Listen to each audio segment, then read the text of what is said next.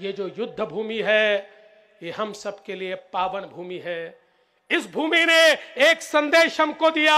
उस समय हमारे मराठों को मदद करने के लिए देश के अन्य राजा भी आ जाते तो शायद अब्दाली यहां से पराजित होकर चला जाता।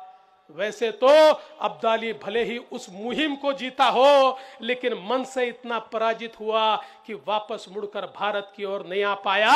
यहां पर कभी उसने कदम नहीं रखा और उसके बाद भी कदम रखने की हिम्मत किसी ने नहीं की।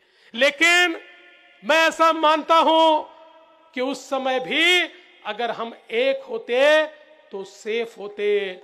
हम एक नहीं थे, इसलिए सेफ नहीं रहे और हमारे ऊपर इस प्रकार से अलग अलग लोगों ने राज किया क्योंकि हम खंडित थे। आज हमारे भारत में पानीपत की लड़ाई के बाद हमको यही सीखना होगा।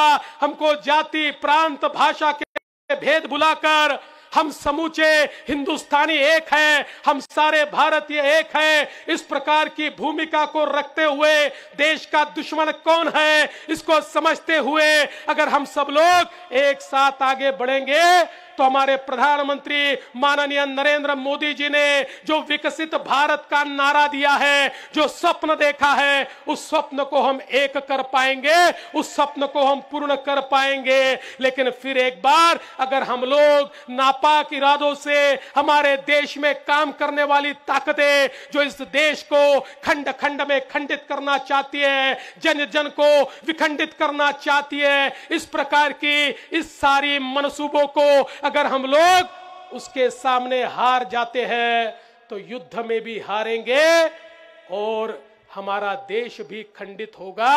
अरे हमने तो सपना देखा है उस अखंड भारत का, जिस भारत में हम लोगों ने पाकिस्तान को भी देखा है और पाक ऑक्युपाइड कश्मीर को भी देखा है।